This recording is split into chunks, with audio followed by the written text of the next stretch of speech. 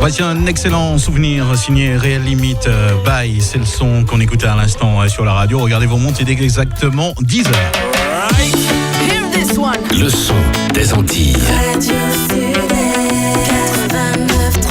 Radio Sud-Est. Radio Sud-Est. Nous sommes mercredi aujourd'hui et comme tous les mercredis, notre invité de la matinée, donc il est là, il est bien présent dans nos studios. Nous l'avons annoncé depuis quelques jours. C'est monsieur Joseph Virasamy, c'est bien ça qui est notre invité aujourd'hui. Donc nous allons le retrouver dans le cadre de notre émission Des hommes et des femmes. Donc on va tout de suite l'accueillir avec toi, Philippe. Nous essayons à Radio Sud-Est de donner la parole à certains hommes et certaines femmes qui ont des choses à dire, mais que l'on n'entend pas souvent. C'est avec un réel plaisir que je reçois aujourd'hui, ici à Radio Sud-Est, monsieur Joseph Virasamy. Monsieur Virasamy, bonjour. Oui, bonjour, et bonjour à tous les téléspectateurs, enfin à tous les auditeurs. Les auditeurs de Radio Sud-Est, oui. Alors, avant toute chose, je vais vous demander dites-nous, qui êtes-vous? Moi, je suis un Martiniquais qui est à la retraite maintenant depuis 7 ans. J'ai fait l'essentiel de ma carrière en métropole et je suis revenu finir ma carrière après un passage au ministère de la Recherche. Je suis revenu à l'université, à mon poste. Et puis voilà, quoi. Ouais. J'ai enseigné là des mathématiques, enfin des probabilités statistiques pour des étudiants qui étaient en licence de sciences économiques. Voilà. Et donc, vous êtes un universitaire, donc, à la retraite, et qui, de temps en temps, se fâche, parce que quand je dis se fâche, pas avec... On a la notion de se fâcher en étant violent, non? Vous, je vous ai jamais vu vous fâcher. Non. Mais tout en douceur, vous dites ce que vous avez à dire. C'est ainsi que les Martiniquais ont pu faire plus amplement connaissance avec vous lors de la mise en place de l'Assemblée unique à la Martinique, ce qu'on appelait l'article 73. Depuis cette époque, vous vous êtes farouchement levé contre déjà cet article, et puis nous allons revenir au fur et à mesure sur tout le reste. Mais avant d'en arriver là, alors monsieur Virasamy, donc vous êtes un papa, vous êtes marié, vous avez des enfants, Oui, je vis maritalement avec ma compagne, oui. Qui est assistante sociale, et nous avons 3 enfants, une fille de 16 ans qui est en première, première S, et 2 garçons, l'un qui continue des études d'ingénieur au Canada, à Montréal, à l'école polytechnique, et puis l'aîné qui a 21 ans, qui est étudiant sur le campus, il est en 2e année de droit. Très bien, très bien.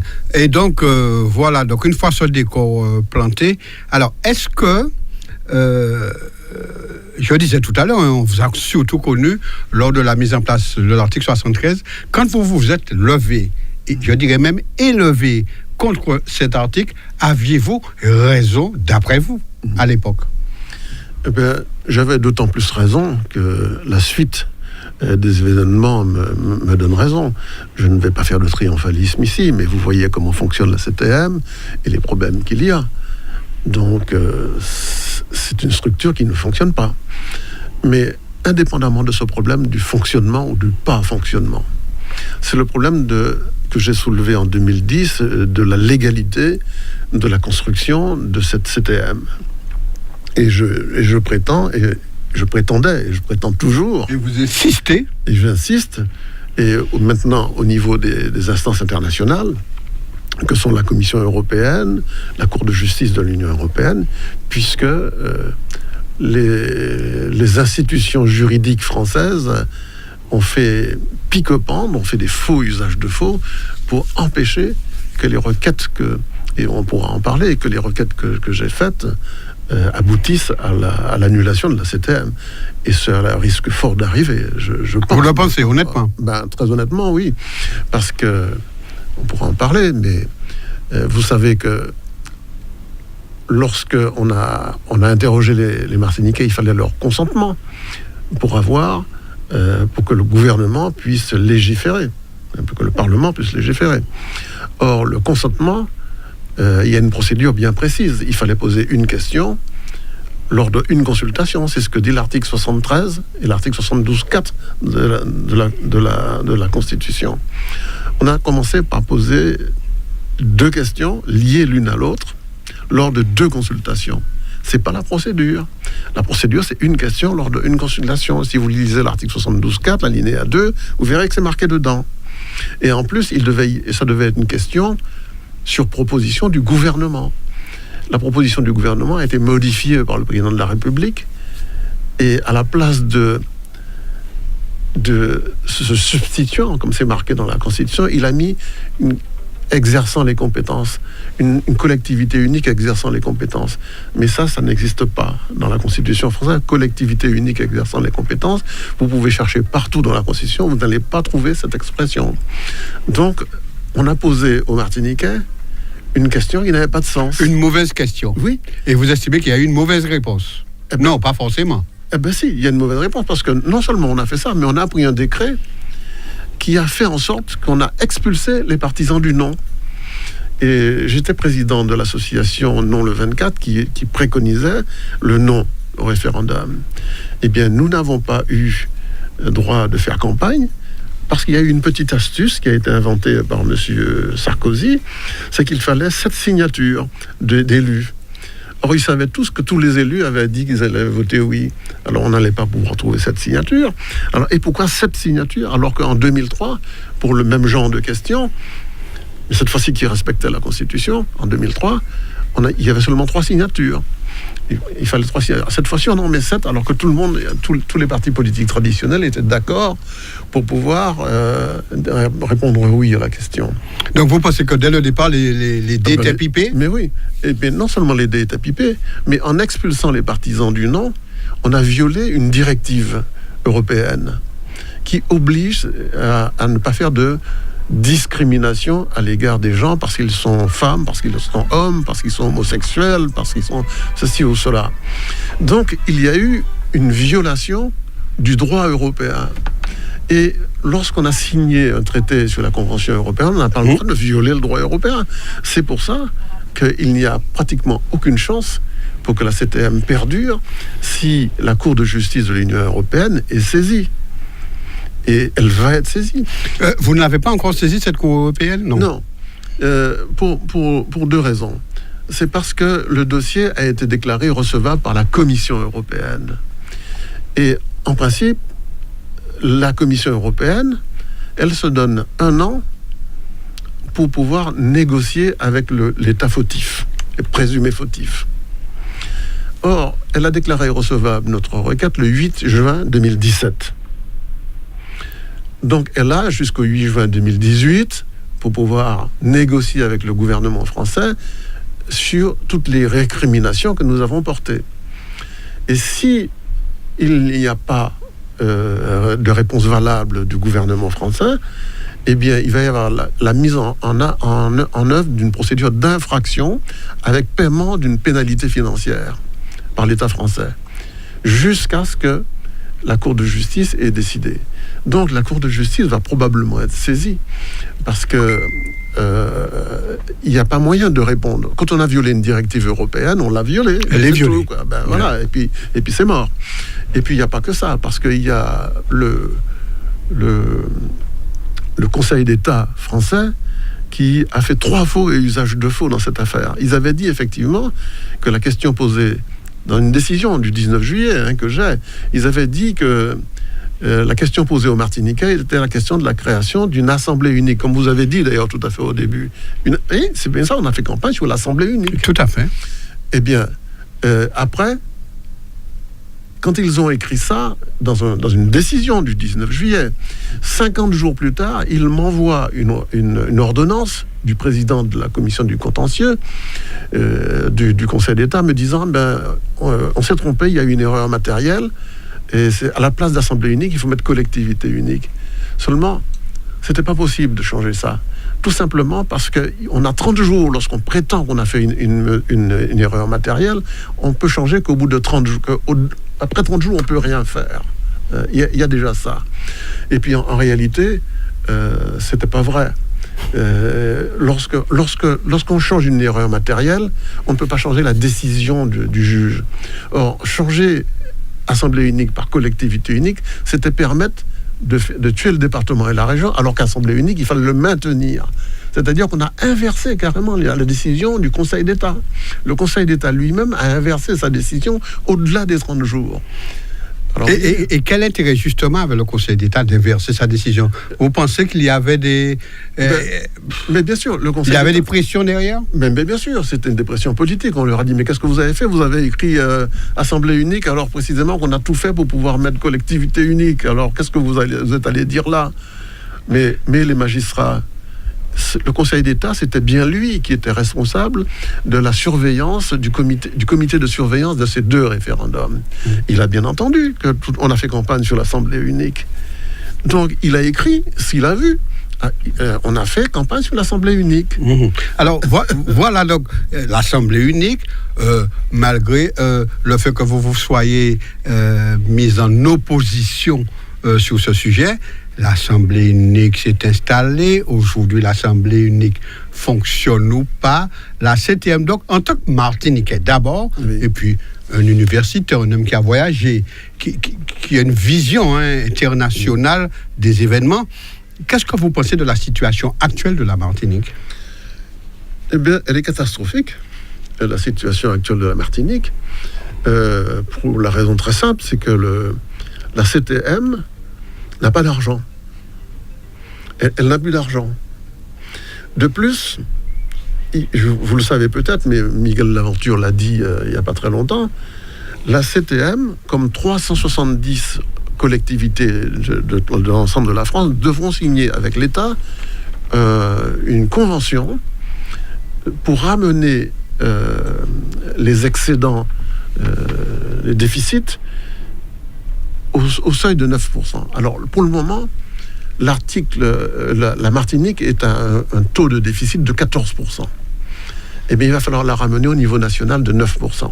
Et puis après, les 9% vont devoir descendre à 8%, à 7%, etc. Tout simplement pour tenir les fameux 3% décidés par de l'Europe. Oui. Donc, il va y avoir une convention obligatoirement signée entre le préfet et la CTM pour passer de 14% à 9%. Donc tout ce qui ne va pas aller dans les dépenses qu'on va soumettre au préfet, il va pas accepter. Autrement dit, ça veut dire que la CTM est de facto sous tutelle du préfet dès maintenant. Voilà. Alors justement, une précision justement de ce que vous dites. Dans mon analyse politique de la situation, on entend souvent les dirigeants de la CTM dire « Nous n'avons pas d'argent, c'est de la faute de l'équipe précédente, nous n'avons pas d'argent parce que la Martinique a été mal gérée. » Est-ce que, je ne fais pas de procès d'intention, c'est vrai ou faux ça, compte tenu de ce que vous me dites aussi, même s'il y avait une bonne gestion, il y a un petit peu à reprendre les finances publiques. Écoutez, les combats qu'il y a entre le MIM et le PPM, moi je n'en sais, objectivement, je n'en sais rien. Parce qu'il y en a qui disent des choses, d'autres qui disent le contraire, et chaque fois ça a l'air de se tenir. Et le Martiniquais lui-même n'y comprend rien. Oui. Mais par contre, ce que je sais, c'est que le TCSP ne marche pas. Les Martiniquais s'en sont rendus compte.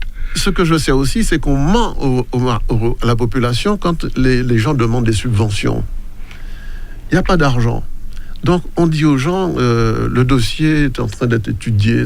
Mais tout ça, c'est du flan. Parce qu'on n'a pas le droit de dire aux gens, il n'y a pas d'argent. On leur dit, le dossier est en attente. Et puis, il y a plein d'associations qui attendent depuis 1 an, 2 ans. Il y a des gens à qui on donné de l'argent parce qu'ils étaient en difficulté. On ne peut pas leur revenir en aide maintenant parce qu'il n'y a pas d'argent, tout simplement. Mais la principale raison pour laquelle il n'y a pas d'argent, et c'est ce que je n'ai cessé de dire, quand on était département et région, on avait 2 dotations, chacun de 300 millions d'euros à peu près. On n'est plus qu'une seule collectivité. L'État français ne va pas donner 2 dotations lorsqu'il n'y a qu'une seule collectivité. On a une collectivité, on donne une dotation. Mais alors, on peut donner une dotation ayant valeur des 2 dotations qui étaient précédemment versées. Oui, mais il avait été dit que pour la première année, on faisait ça, et puis mais la deuxième dotation va être diminuée de 25%, puis de 25%, puis de 25%. Maintenant, on y est, on perd de l'argent tous les jours, mais il faut que vous sachiez aussi que l'Europe donnait 200 millions d'euros par an à la Martinique. Mais maintenant, la Martinique sous forme de CTM n'est plus dans l'Europe.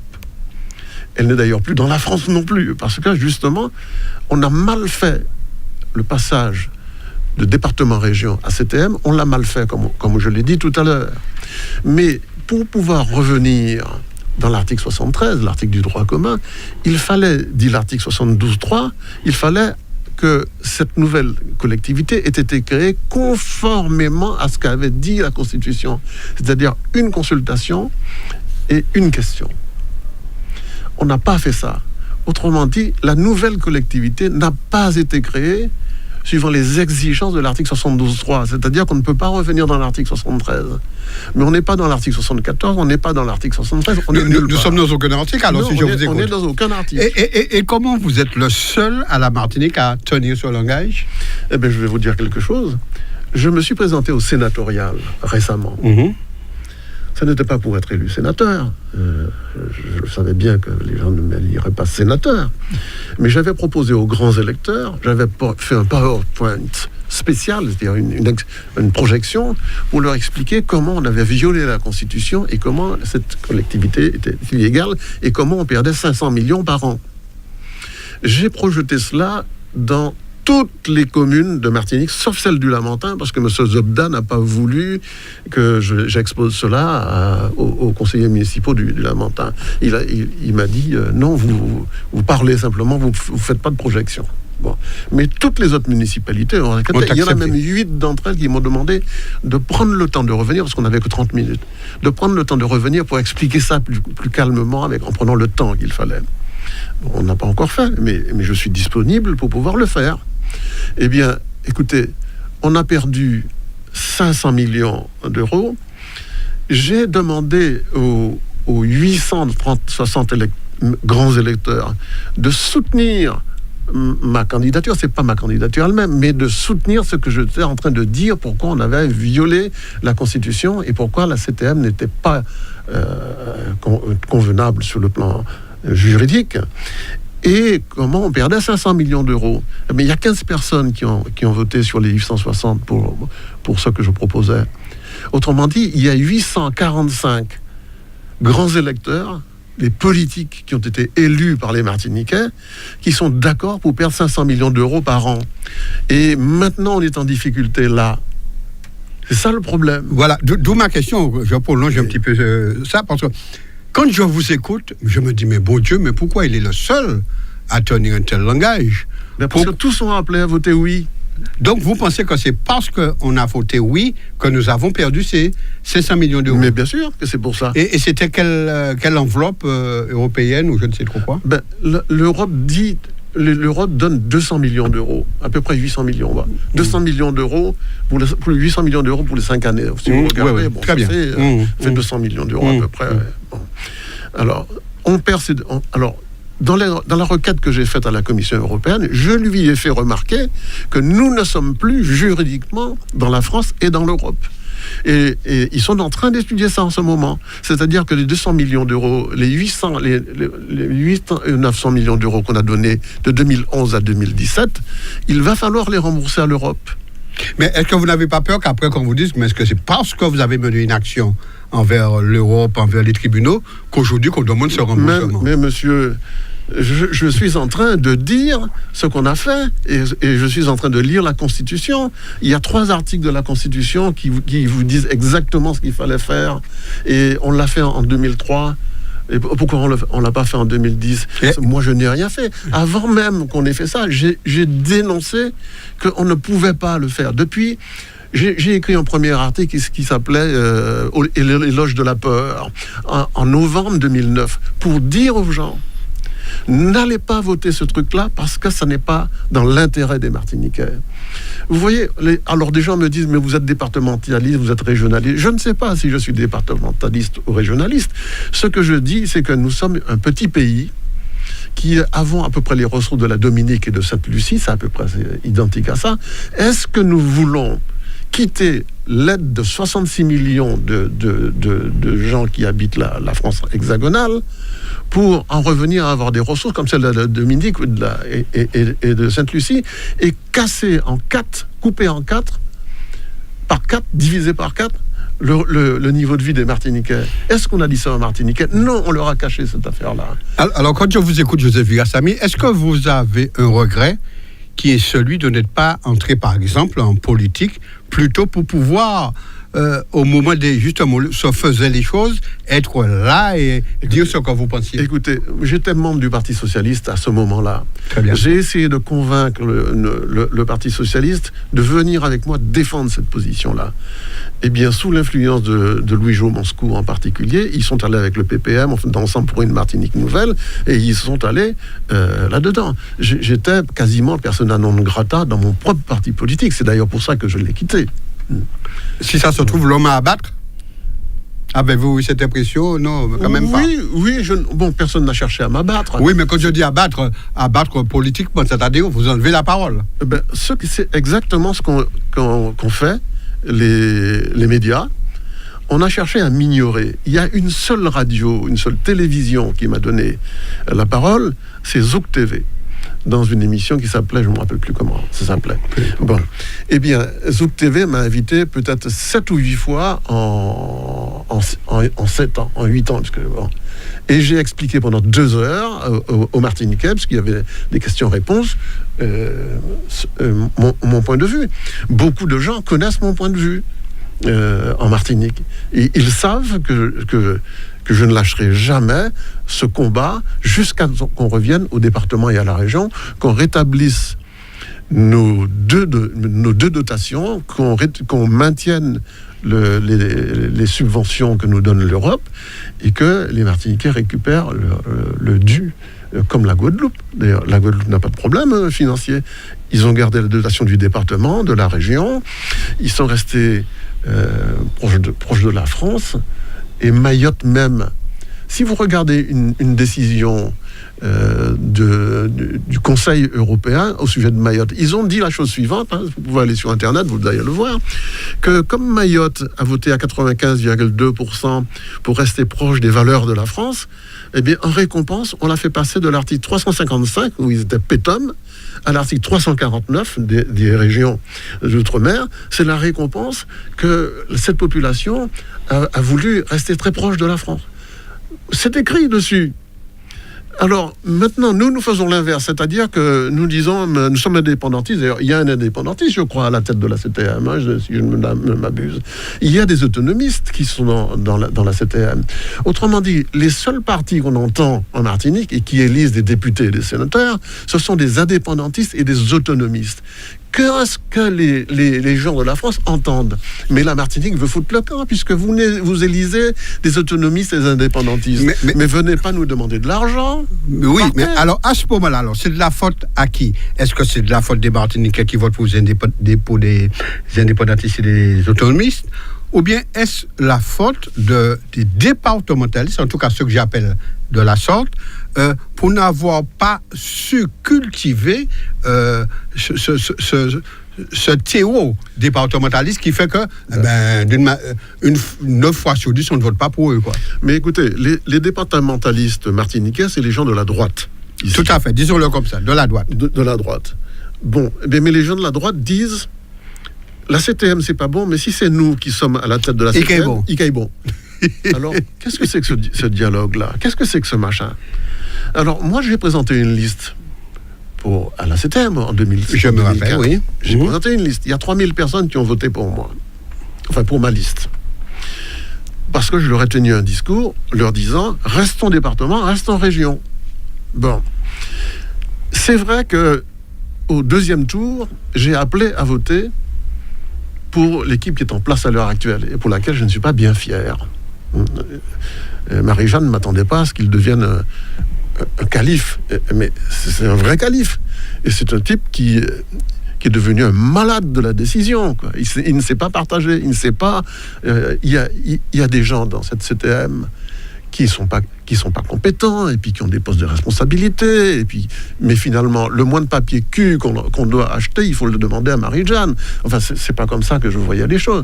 Alors finalement, d'une certaine mesure, je regrette d'avoir appelé les 3000 personnes qui avaient voté pour moi à voter pour cette équipe-là. Mais surtout, ce que j'avais cherché à faire, c'était comme il y avait une alliance de cette droite départementaliste avec ces indépendantistes, je comptais. Vous y avez cru, quoi. Oui, je vous vous avez dit, disais- je pourrais trouver là une tribune pour défendre mes idées. Eh ben oui, et puis surtout qu'il y avait quand même un chef d'entreprise qui s'appelle Yann Monplaisir. Quand on mène une entreprise, ça veut dire qu'on est conscient des équilibres financiers. Hein. Pour Sinon, soi, on dépose oui. le bilan. Mais peut-être pas pour la Martinique. Eh ben voilà. Eh ben le problème, c'est que je suis extrêmement déçu de la façon dont les choses se déroulent, parce que la droite martiniquaise, Miguel Laventure et les autres, on les entend pas parler à côté de Marie-Jeanne. Ils ont baissé leur slip. Oui, ces gens-là. absolument, mais il parle. Hein. Mais quand il parle, c'est pour donner raison à tout ce que fait le président de la CT. Eh ben voilà. Alors, dites-moi justement, Eh ben, je vais vous dire quelque allez-y, chose. allez-y. J'ai rencontré parce que beaucoup de gens m'arrêtent dans les rues. J'ai rencontré 4 personnes, c'est pas une tonne, 4 personnes indépendamment, ils sont venus les uns les autres me dire, moi nous sommes ici là, m'en pas voté au premier coup, m'en t'ai voté l'équipe de chimie, mais là m'entend nous dit que ou qu'a voté ces autres là, m'en changé vote là, m'en fait Saoudia. Alors combien de personnes qui avaient voté pour Ensemble pour les Martiniques le premier tour, m'ont écouté, m'ont apporté leur suffrage parce que j'avais dit qu'il fallait, qu'il fallait soutenir cette équipe. Je n'en sais rien. Je n'en sais rien. Alors, Joseph Virassamy, actuellement, on va un petit peu avancer dans notre débat. Dans quelle mouvance politique vous sentiriez bien? Eh bien, écoutez, je vais vous dire quelque chose. Je n'ai pas voté Emmanuel Macron au premier tour, j'ai voté Mélenchon. Mais il me semble, j'ai l'impression, quand je regarde ce que fait Emmanuel Macron, d'être d'accord avec lui à 200%. Je le dis clairement. Je suis tout à fait d'accord avec ce que raconte cet homme. D'autant que quand j'étais au ministère de la Recherche, à Paris, de 90 à 95, tout ce que fait Macron, j'avais fait un rapport pour dire qu'il fallait le faire. Alors je ne peux pas dire que je ne suis pas d'accord avec Macron. Tout à fait. C'est l'homme qui vous a donné raison quelques années plus tard. Voilà, très bien. Bon. Alors, aujourd'hui, la collectivité est mise en place, ça fonctionne comme ça fonctionne. Vous nous avez parlé un petit peu du comportement de vos amis, si on peut les appeler comme ça, politiques. Oui. Mon plaisir, l'aventure, qu'on voit plus en train de défendre l'indéfendable. Bien. Ce ne sont pas mes amis politiques. Oui. C'est la droite martiniquaise départementaliste. Oui, qui mais est, vous-même, qui est... vous êtes de droite départementaliste, non? Non, moi j'ai toujours été socialiste et je suis plutôt mélenchoniste. Mais j'ai cru qu'à un Maintenant, moment je suis donné, devenu- non, vous n'avez pas baigné un moment dans... Pas du tout. Non. Non, je Alors, jamais- excusez-moi, alors, je me suis peut-être trompé. Non, c'est peut-être j'avais mal interprété. Donc, vous êtes pour plus... pour vous dire la vérité encore un peu plus, Oui, c'est que je me suis toujours senti assez proche du PPM. très bien.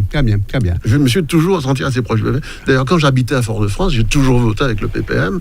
Mais je peux voter PPM pour la municipalité de Fort-de-France et puis ne pas voter pour eux pour la CTM. Bon, je vois à peu près ce que je fais quand je fais quelque chose. Mais je vais vous dire quelque chose. Je vais vous dire encore mieux. Allez-y. Il y a une sénatrice qui a été élue qui s'appelle Catherine Conconne. Je considère que cette dame est l'une des personnes les plus compétentes parmi le personnel politique de Martinique. Bon, voilà, je peux vous dire ça clairement. Tout à fait. Alors, est-ce que vous avez l'intention de vous présenter à d'autres élections, ne serait-ce que pour continuer ce travail que vous avez commencé? Et si c'était le cas, même vous l'avez dit, ce serait vraiment plus avec les macronistes ou bien avec... Maintenant, oui. Maintenant, oui. Oui. D'accord. Maintenant, clairement, oui. Je serais... S'il y avait une équipe de macroniens qui prenait place ici en Martinique, ce serait probablement de ce côté-là que j'irais. Ouais. Très bien, Ouais. très bien. Alors, Joseph Virassamy, nous allons laisser un petit peu momentanément cette partie politique pour parler de... Oui. Parce que vous n'avez pas que ça dans votre escarcelle. J'ai vu également, en faisant des recherches sur vous, que vous aviez écrit des livres, ou bien un livre, je n'en sais pas, mais vous avez écrit au moins un livre. Et quand j'ai lu le synopsis, ça m'a paru hyper intéressant. Êtes-vous un doux rêveur? Je ne suis pas un doux rêveur, je ne crois pas, parce que je m'en tiens très souvent à des considérations financières. Très bien. Je dis que lorsque l'on a proposé aux Martiniquais, suivant une procédure illégale, de quitter le département et la région et de devenir collectivité territoriale, je réclamais et je réclame toujours que l'on fasse au préalable des simulations financières. Moi, je suis un mathématicien. J'ai même fait des travaux sur les simulations. Quand on veut faire quelque chose, il faut commencer par procéder à des simulations. C'est ce qu'ont fait les gens lorsqu'ils envoient des gens sur la Lune. Ils ont simulé dans des trucs spéciaux le comportement qu'on devrait avoir sur la Lune. On n'y va pas comme ça, et puis voilà, quoi. Donc, moi, je dis, quelles sont les chances, lorsqu'on propose un projet, qu'il soit économiquement viable? Et surtout, je dis, quelles sont les chances des plus pauvres de s'en sortir, d'améliorer leur sort? Pour moi, je suis né d'Ajoupa-Bouillon, et nous avons vécu, on était une famille de 11, et on était assez pauvres. Et on a vécu sur 2 hectares, j'ai planté des dachines, des ignames et tout ça, et on a vécu de ça. Donc, et mon père était un peu bouché les mercredis, les samedis, bon, on n'était vraiment pas riches, quoi. Bon, eh ben, j'ai une bourse de l'État pour être au lycée Schellcher et tout ça. Je me souviens beaucoup de cette période où ma famille n'avait même pas un compte en banque. C'est même pas la peine de parler de ça, quoi. Donc, je suis très sensible au fait que les gens puissent avoir une bourse, puissent avoir la Sécu, avoir la carte vitale et tout ça. Donc, pour moi, c'est banalement de protéger les gens qui sont les plus nécessiteux ici en Martinique. Or, il me semble que la structure de département-région, et les Guadeloupéens pourront vous le dire, les dotations financières de l'État français nous sont strictement indispensables. Eh bien, moi, je les protège, ces trucs-là, tant qu'on m'aura pas dit comment on fait autrement. Alors, justement, à l'instant... Je ne suis surtout pas un rêveur. Bon, d'accord, très bien, très bien. Alors, vous nous l'avez dit, vous avez eu une éducation, comme à l'époque, certainement très, très dure, dans un monde difficile, puisque vous avez grandi à la campagne, donc. Oui, alors, ça m'amène directement à vous poser cette question. Qu'est-ce que ça vous inspire, l'histoire du chlordécone, des terres polluées à la Martinique? Ben, écoutez, je vais vous dire quelque chose. Il y a, vers 2010, je m'étais présenté 2008-2010, je ne me rappelle plus trop, et comme aux élections municipales d'Ajoupa-Bouillon. Mmh. Et j'avais fait à plusieurs centaines d'exemplaires un tract pour expliquer aux gens la chlordécone et tous les problèmes que ça allait créer. Puisque même dans le petit lopin de terre que nous avons, les avions jetaient de cette espèce d'huile-là et ça avait tué tous nos arbres. Tous nos arbres étaient morts avec ce truc-là. Donc j'ai expliqué aux gens que cette molécule était extrêmement grave pour les seins, pour les prostates, pour les utérus, pour tout ça. Et qu'il ne fallait pas boire cette eau-là et que l'un des combats qu'il fallait mener, surtout dans la région de Ajoupa-Bouillon, c'était de faire arrêter cette utilisation. Il y a combien d'années de cela, dont vous parlez ? Il y a une dizaine d'années. Une dizaine d'années, oui, très bien. Donc vous étiez déjà conscient qu'il y avait un souci? Ah oui, depuis longtemps. Et je vous ai dit, j'ai fait campagne là-dessus. Sur la chlordécone. On peut peut-être encore trouver des gens des deux bouillons doivent avoir des documents dessus. Oui. J'avais dit aux gens, mais tout le monde avait l'air de s'en moquer. Ils s'en fichaient, les gens. Et au point que il y avait 66 personnes qui avaient voté pour moi, pour ma liste. Alors, j'ai envie de vous poser cette question. Comment vous la formulez? Est-ce que ça ne vous gêne pas d'avoir raison contre tout le monde et trop tôt? Parce que quand je vous écoute depuis ce matin, oui, vous avez eu raison trop tôt, pour l'affaire de la chlordécone par exemple, et contre tout le monde parce que le processus suivi pour l'Assemblée unique n'est pas celui qui devrait être selon ce que vous dites. Eh bien, moi, je ne sais pas si l'heure à laquelle il faut être pour pouvoir avoir raison, s'il faut avoir raison trop tard ou trop tôt, mais ce que je sais, c'est que je suis quelqu'un d'assez pragmatique et je dis les choses telles qu'elles se présentent, telles qu'elles sont. Et puis voilà. Maintenant, il y a un phénomène martiniquais qui fait que les gens votent par émotion. Absolument. Et donc, émotion et intérêt. Et intérêt. Donc, vous dites des choses, mais s'il y a un tel que vous aimez bien parce qu'il s'appelle un tel, parce que c'est l'ami d'un tel, vous votez pas pour des idées, vous votez pour un homme. Pour quelqu'un. Alors, à ce moment-là, mais voilà, c'est ce qui se passe. Voilà ce qui se passe. Alors, quelles pourront être vos prochaines batailles politiques, j'entends, électorales? Eh bien, écoutez, les années passant, en ce moment, je lis beaucoup. Et, je lis, par exemple, j'ai lu les derniers ouvrages de Jean d'Ormesson, et je trouve que c'est un homme extrêmement optimiste, qui s'est posé beaucoup de questions très intéressantes, notamment sur l'existence de Dieu, sur le temps, sur l'univers. Et ça m'intéresse beaucoup. Et justement, vous êtes croyant? Vous êtes chrétien? Ah non, je ne crois pas du tout en Dieu, ça. C'est vraiment ça. Ah bon, donc vous êtes athée? Ah, c'est une vaste fumisterie, cette affaire. Ah, oui. Oh, ça me fait rire. Ah oui, c'est une Très bien. fumisterie. Très bien. On n'entend pas souvent les gens dire ça d'une manière aussi sèche. Ah ouais. Vous ne croyez pas du tout à l'existence de Dieu? Ah, mais pas du tout, alors. Là, vraiment. C'est une fumisterie, je peux vous le dire. Et vous croyez en quoi, alors?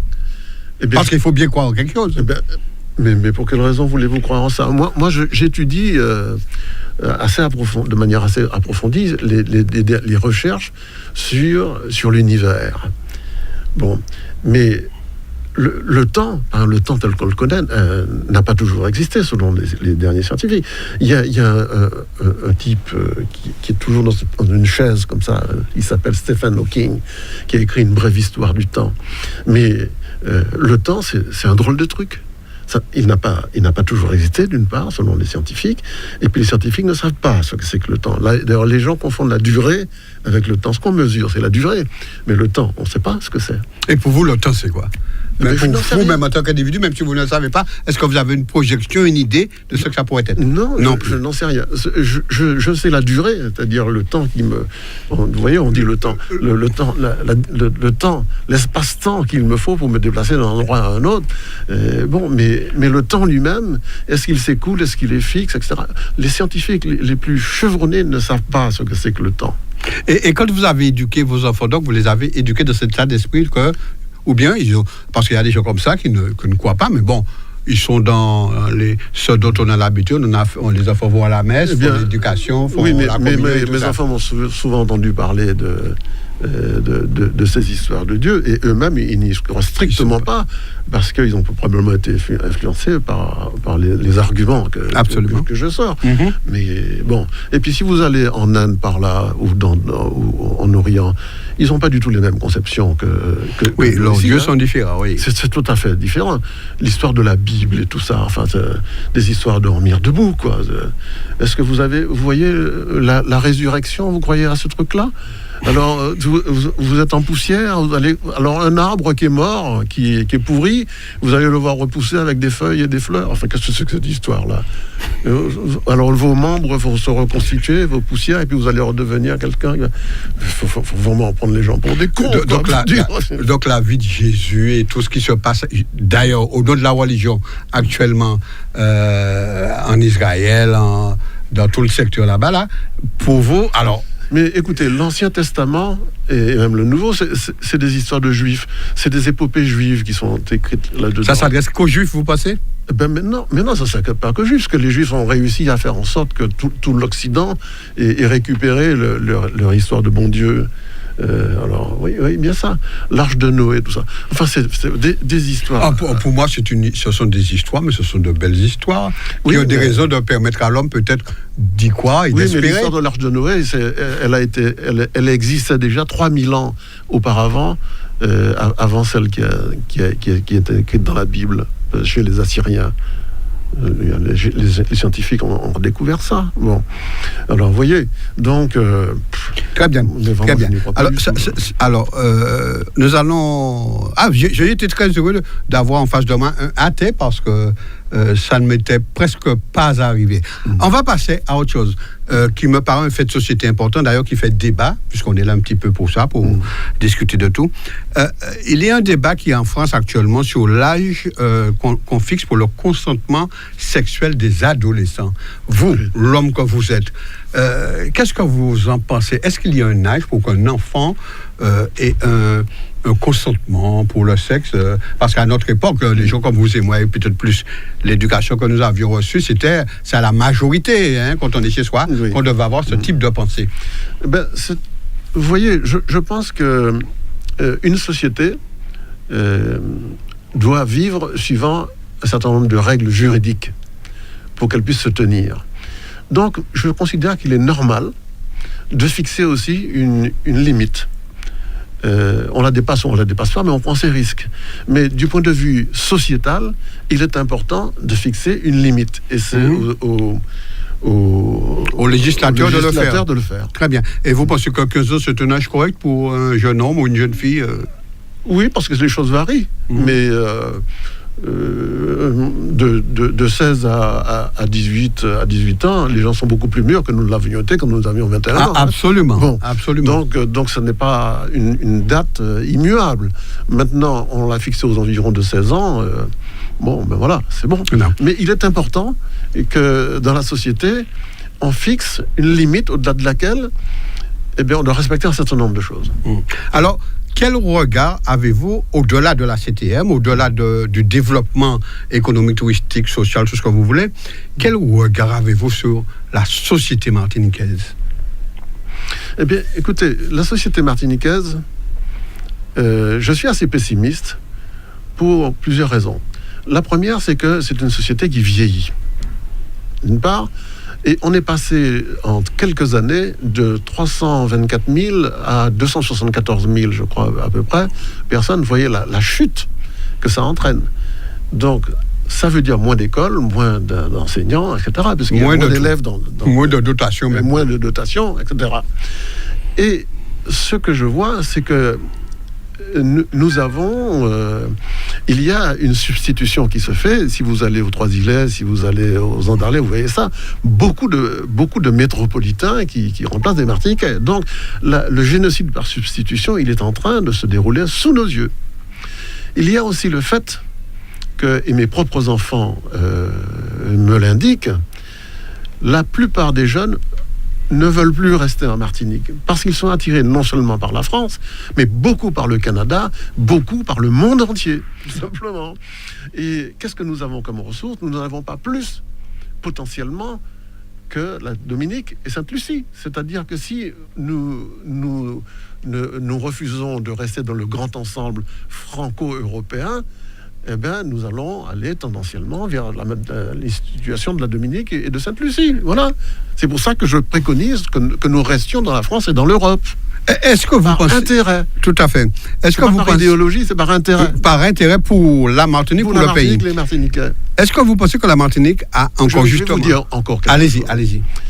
Si vous regardez la planète Terre, nous sommes à 150 millions de kilomètres du Soleil, mais la constellation qui est la plus proche de nous, l'étoile qui est la plus proche de nous, elle s'appelle Alpha de Centaure et qui est à 4 années-lumière de nous. Autrement dit, nous sommes isolés dans l'univers. Et nous sommes sur une petite planète. Remarquez, le diamètre de cette petite planète, c'est 12 000 km, c'est-à-dire un aller-retour Paris-Fort-de-France. C'est une toute petite terre que nous avons. Et nous sommes en train de nous battre comme des chiens là-dessus, sur cette petite planète qui risque un jour d'avoir un gros missile qui lui arrivera, un astéroïde. Et on ne sait pas comment l'atmosphère de Mars est partie, mais elle est partie.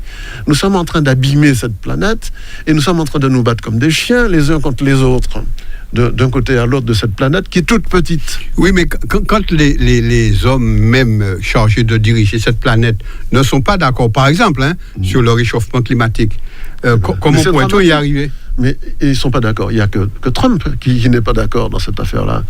Mais c'est un sinistre crétin, ce type-là. Voilà. Et on avait un Barack Obama qui était peut-être l'un des présidents les plus intelligents des États-Unis. Mais voilà. Il n'y a que 8 ans. Voilà. Voilà le problème, quoi. Alors, donc, je vous disais donc tout à l'heure, vous n'avez pas d'espoir, en tout cas, concernant notre pays. Alors, d'où ma question. Peut-on encore continuer à faire deux productions qui relèvent un petit peu de la période des plantations, la banane et la canne? La Martinique peut-elle s'appuyer sur ces deux piliers pour se développer? Il y a un petit marché, il y a un marché. Donc, si on n'abîme pas, si on trouve des moyens écologiques de cultiver la banane et la canne, pourquoi pas le faire? Et pourquoi pas la spécifier sur de la banane écologique, par exemple, ou de la canne écologique. Mais il faut protéger la superficie, les terres de Martinique et les eaux. Parce que je ne sais pas si vous remarquez, mais il n'y a plus de poissons aux alentours de Martinique. Oui, c'est vrai. Il n'y a plus de poissons. Oui, ils sont partis où, les poissons? On a mis de la chlordécone dans les terres. Peut-être que les poissons, entre eux, ont un mode de communication pour dire qu'il faut pas aller dans ces eaux-là. Il ne faut pas aller dans ces eaux-là, il faut fuir le plus loin possible. Oui, puisqu'on a fait des recherches récentes sur les fourmis qui se communiquent entre elles très bien pour dire les choses. Les abeilles et tout ça. Donc, les poissons sont partis. Quand vous passez à l'étal du marché aux poissons, vous voyez 3 malheureux poissons. De quoi ils peuvent vivre, les pêcheurs de là? On a salopé la mer, on a salopé la terre. On a salopé tout ça, je vous dis. Alors, qu'est-ce qui nous reste en Martinique? Justement, à votre avis, qu'est-ce qui nous reste? Pas grand-chose. Il y a le tourisme qui peut faire venir des gens, mais nous avons un tourisme qui est dévié parce qu'il y a des bons mailleurs, etc. Ils viennent vers nous. Mais il y a un certain nombre de restaurants, je ne vais pas dire leur nom, mais qui ne se rendent pas compte qu'il y a un service à fournir et à faire de la bonne bouffe pour les gens qui sont là. Il y a des restaurants qui servent des trucs dégueulasses, carrément, quoi.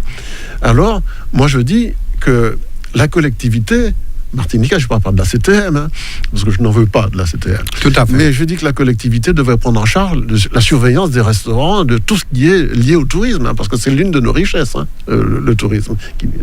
Ne pas gâcher la poule aux œufs d'or, comme on dit. Non. Alors, Joseph Virasamy, c'est vrai qu'on a déjà beaucoup parlé, nous sommes à 10 minutes de la fin de notre émission. Quels sont vos projets pour l'avenir? Hormis vous êtes, je l'ai compris, en train d'attendre effectivement toutes ces projets de loi, tout ce que vous avez qui couvre un petit peu sur le plan des tribunaux européens. Oui, moi j'attends que la Commission européenne décide de quelque chose. Et puis, je verrai ce qu'il y a lieu de faire. Mais je peux saisir moi-même, et il me faut un avocat pour ça, il me faut de l'argent pour ça. Mais je peux saisir moi-même la Cour de justice de l'Union européenne sur un certain nombre de choses. Parce que les 3 faux usages de faux qu'ont fait le Conseil d'État, je vais vous raconter la dernière, le Conseil constitutionnel. Mais je me suis présenté au sénatorial pour pouvoir atteindre directement le Conseil constitutionnel, puisqu'on pouvait l'atteindre directement. Et j'ai envoyé une requête avec une QPC, une question prioritaire de constitutionnalité, contestant la manière dont on a construit la CTM. Vous savez ce qu'a décidé le Conseil constitutionnel pour ne pas regarder, pour jeter un œil sur ce que j'avais écrit? Ils ont décidé que ma requête était tardive. Ouais, j'avais entendu parler de ça. Oui, mais elle n'était pas du tout tardive.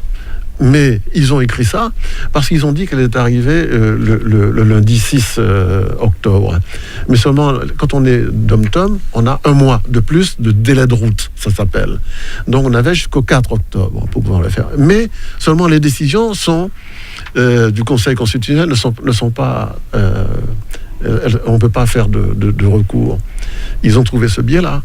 Mais attendez, dimanche prochain, il y en a une en Guyane, élection parlementaire, législative. Là, je suis en train de préparer pour des camarades de la Guyane la QPC que j'avais envoyée, mais cette fois-ci, on va la déposer en préfecture. Et puis, on verra bien ce que le Conseil constitutionnel va dire, parce que là, ils vont peut-être trouver une raison. Mais comme nous sommes sous le même article que la Guyane, la loi du 27 juillet 2011, eh bien, nous allons demander l'annulation de cette élection législative. Et c'est là-dessus que je travaillais ce matin avant de venir ici. Et puis nous allons rejoindre cette QPC qui contestait la procédure de 2010. D'accord. Alors, Joseph Virasamy, ce sera ma dernière question. Ne craignez-vous pas d'être fatigué par toutes ces procédures où, visiblement, on n'a pas envie de vous entendre? On m'a entendu. Mais vous savez, le président de la Cour d'appel, parce que j'ai porté plainte à la constitution de partie civile, mais le procureur n'a pas voulu poursuivre alors que c'est un crime. Faux et usage de faux en écriture publique, le Conseil d'État a commis un crime et une escroquerie. Alors j'ai poursuivi ce crime et cette escroquerie. Alors, le juge d'instruction de Fort-de-France n'a pas voulu prendre ma plainte, a dit qu'il a trouvé une combine. Je suis allé à la cour d'appel. Et la cour d'appel m'a dit, le président de la cour d'appel me dit, monsieur Virasamy, votre plainte n'est pas recevable, mais on ne peut pas vous dire pourquoi. Mais il ajoute, il me dit, cette affaire est suffisamment grave, et très grave, parce qu'elle pourrait emmener le Conseil d'État devant une cour d'assises. Donc tout le monde s'est mis à défendre le Conseil d'État, Conseil constitutionnel, tribunal administratif de Fort-de-France, les juges des référés et tout ça. On en est là. Voilà. C'est sur cela que nous allons mettre un terme à notre beau comptage de paroles. Que la justice française ne sait pas où mettre les pieds dans cette affaire. C'est parce que justement elle ne sait pas peut-être où mettre les pieds qu'on va vous fatiguer, puis un beau jour vous allez abandonner. Non. Ils vont pas pouvoir me très bien, fatiguer à ce point. Eh ben, Joseph Virasamy, je vous remercie d'avoir accepté de venir avec nous sur Radio Sud-Est dans notre émission Un homme, une femme. Je vous souhaite des hommes et des femmes que j'ai raconté. Oui, des hommes et des femmes. Pourquoi j'ai singularisé? C'est pas grave. Et donc, c'est le titre de film. Voilà, un homme. Ouais, peut-être que je suis déjà au cinéma, moi. Et donc, je vous souhaite bien du courage parce que vous en aurez besoin. Et puis, en vous disant bonne journée, puis bon travail à vous. Et puis, merci beaucoup, en tout cas, de m'avoir accueilli, puisque il y a eu une espèce d'omerta sur mes positions. Depuis longtemps. Oui, voilà. Que trop bien. C'est aussi pour cela qu'en discutant ici à la rédaction de Radio Sud-Est, on s'est dit qu'on peut inviter M. Virasamy. C'est gentil de votre part et je vous remercie beaucoup. Voilà. Bonne journée, à bientôt.